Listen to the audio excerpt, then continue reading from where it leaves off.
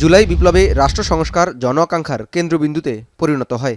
সংস্কারকে বাস্তবে রূপ দিতে ৬টি কমিশন নিয়ে গঠন করা হয় জাতীয় ঐকমত্য কমিশন। রাষ্ট্র সংস্কারে ঐকমত্য কমিশন স্প্রেডশিটে ১৬৬টি সংস্কার সুপারিশ করে আলোচনা শুরু করে বিভিন্ন রাজনৈতিক দলের সাথে। সংস্কার নিয়ে মতৈক্যে পৌঁছাতে গত বৃহস্পতিবার জাতীয় সংসদের এলডি হলে প্রথম দফায় বিএনপির সাথে বৈঠক করে কমিশন। অমীমাংসিত ইস্যুতে রোববার একই স্থানে আবারও বসে বৈঠক।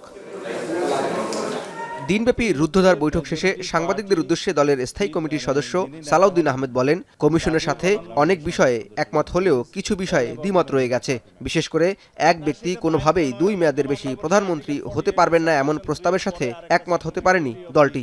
তবে এই ইস্যুতে বিএনপিকে নতুন প্রস্তাব দিয়েছে কমিশন।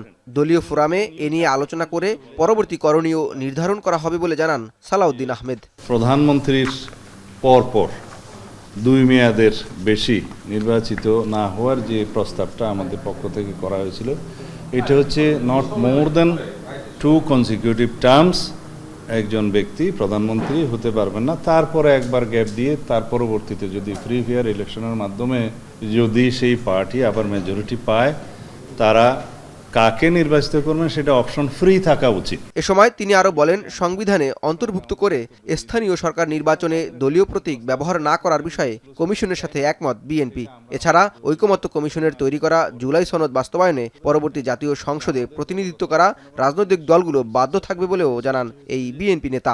দলের যেটা প্রতীক সেটা যেন স্থানীয় নির্বাচনগুলোতে পার্টির সিম্বলটা যেন ইউজ না করা হয়, সেই বিষয়ে আমরা বলেছি হ্যাঁ, এইটা যদি সংবিধান অন্তর্ভুক্ত করা যায় ঠিক আছে, এই বিষয়ে আমরা একমত। জাতীয় স্বার্থে সংস্কার কার্যক্রমে আন্তরিকতা নিয়ে ঐকমত্য কমিশনকে সহযোগিতা করছে উল্লেখ করে আগামী মঙ্গলবার ঐকমত্য কমিশনের সাথে 3য় দফায় বৈঠক করার কথা জানায় দলটি। আগামী 22 তারিখে আবার বসবো বলে। জাওয়াদ মাহমুদ, এখন, ঢাকা। তবে নির্বাহী বিভাগের পরে একনল হ্যান্ড ওয়াশ 100% প্যারাবেন ফ্রি, তাই নিরাপদ হাতের জন্য আস্থা রাখুন একনলে।